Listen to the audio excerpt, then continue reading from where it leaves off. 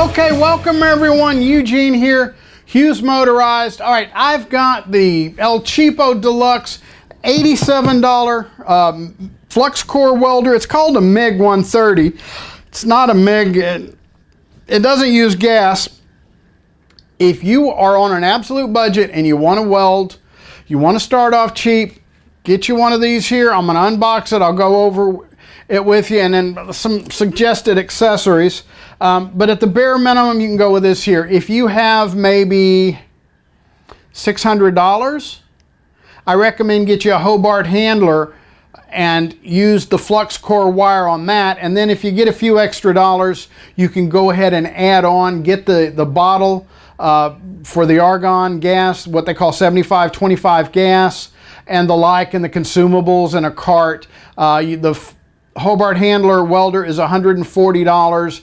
By the time we add in, consumables and all that stuff, you're going to be pushing about $600, $700 with the consumables. With the basic $87 entry-level welder here, you're looking at about, what, $100 delivered. Then you're going to want to get you a good welding helmet. It comes with a little handheld mask. That's a piece of trash. Throw it away. Get you a good welding helmet here. And let's see. Come on. You're going to want you the torch holder here. It has a magnet base. You'll find that using the torch, you set it on the table, it's always going to want to fall off. These here are about maybe 15, 12 bucks. They're not that much.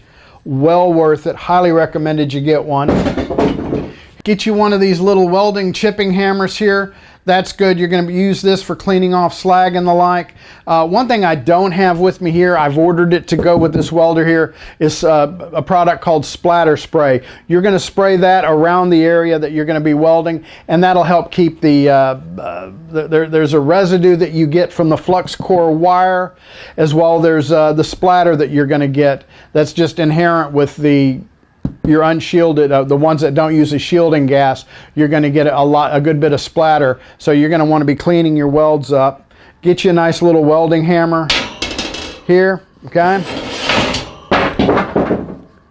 Costs just a couple of bucks extra. Get you a pair of the cutters here that are for welders here. These tips here are great for cleaning out the cone that's on the end of the torch there, as well cutting the wire, and the round hole here is great for taking the tip off of the torch there. Get you a nice heavy set of welding gloves.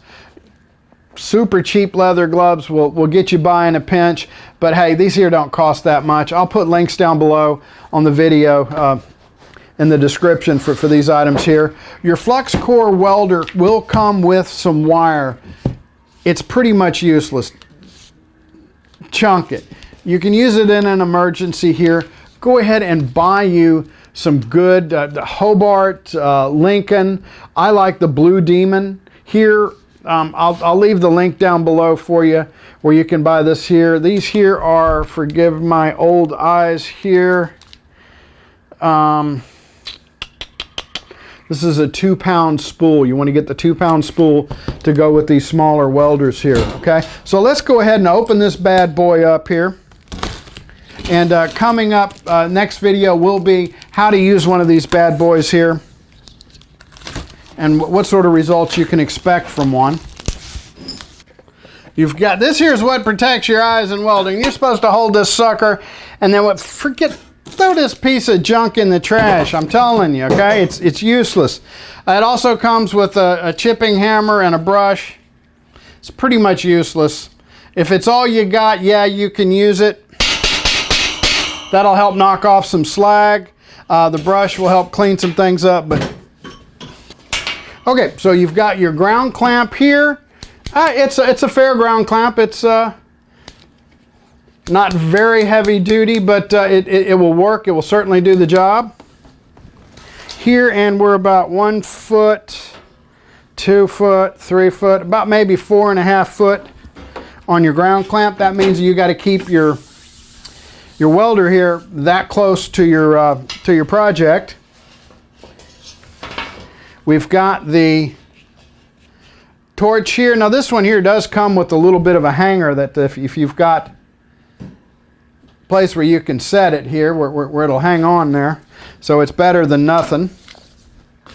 Here, and then you have your 110 volt power cord. So this here is a 110 volt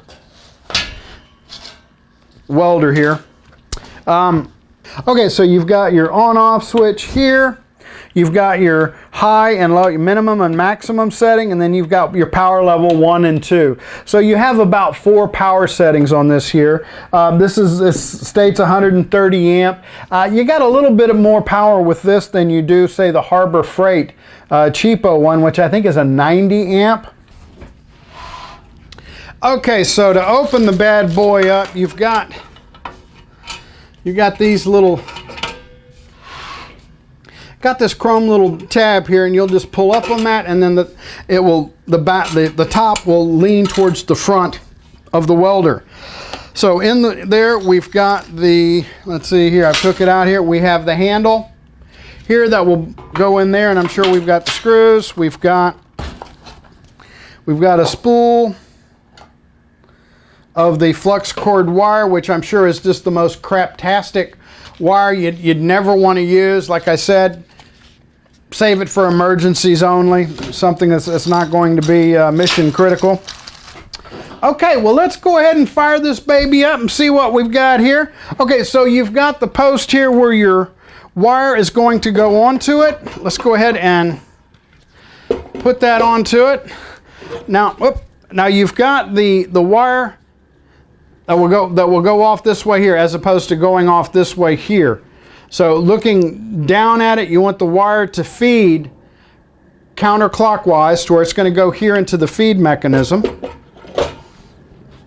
Okay, and before we fire this bad boy up, I found out that this tip is always hot, and as soon as wire comes out, it's going to be hot. Even if you have your finger off of the trigger, it's still going to be hot, and if you touch it, it's going to spark. So you're going to be welding. It's going to be fire in the hole. So I'm going to go ahead and put it on my torch holder here. Okay, just as soon as you cut the wire loose from the spool, it's going to want to unravel, and trust me, it's not going to be pretty. Okay, so how this works here, like I said, you want to keep your wire from unraveling off the spool. The wire is fed into this tube here. You have these rollers here, and once we push this together, they're going to pinch against the wire and feed the wire into the cable, which goes into the torch. So you've got a little opening here. So we're going to push the wire into this little tube. Come on. I'm trying to keep my fat hands out the way. Okay, so it's going to go into the groove here in the roller.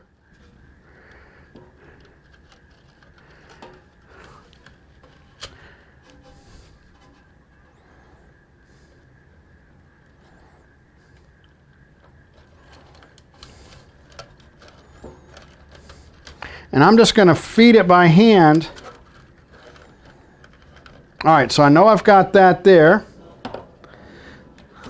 Okay, so this knob here, you then push this assembly here with this roller here that's going to clamp against your wire. Then this here is spring loaded. Here, this is spring loaded here, that way we keep some tension against the assembly here, which then bites the wire. Okay, so now that we've got that in and fed, then you can take your hand off of the spool. If you do it beforehand, it's just going to go up, and you're going to be screwed. You're going to hate yourself. You're going to hate life, okay? This here needs to be only just tight enough that it bites into the wire and we don't have a problem feeding, but we'll figure that one out. Okay, so first thing we do is we put the black piece on there, then goes the spring. Here, then we put the large piece on with the nut here and thread that on a little bit here. The thought is with this here, you want to keep some spring tension on the spool. That way when the motor turns to feed it and it stops, it doesn't just keep going and you get a mess of wire. So you want to keep some tension on it, just enough to where it doesn't unravel on you, okay? All right, so let's see what we got. I'm hitting the... Okay, it's feeding. It's sucking the wire in. So what I'm going to do is just go ahead and hit the power switch until wire comes out of the... And we can adjust the speed as fast as we can go.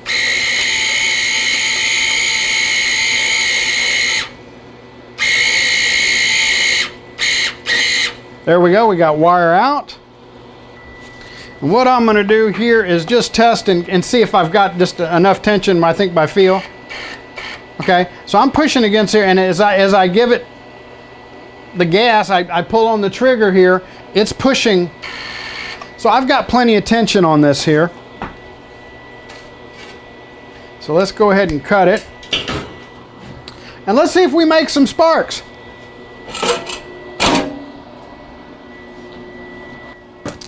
Okay, I've got this scrap piece of metal here that we're going to do. I'm going to run a little bead on this bad boy here.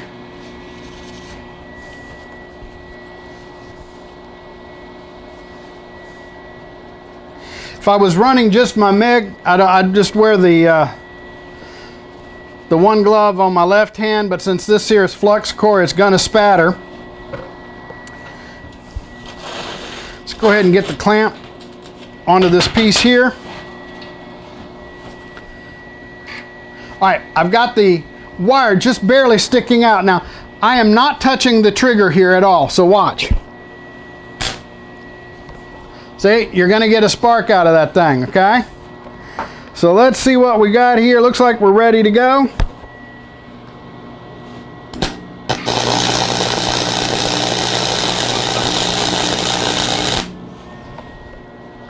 Oh yeah, that's got plenty of power.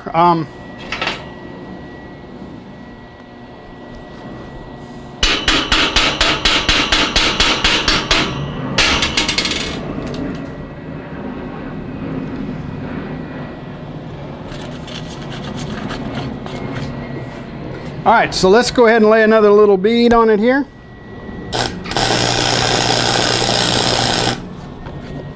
Looks like I need to turn the speed up. I've got the speed set at about 3. Let's put it at about 6.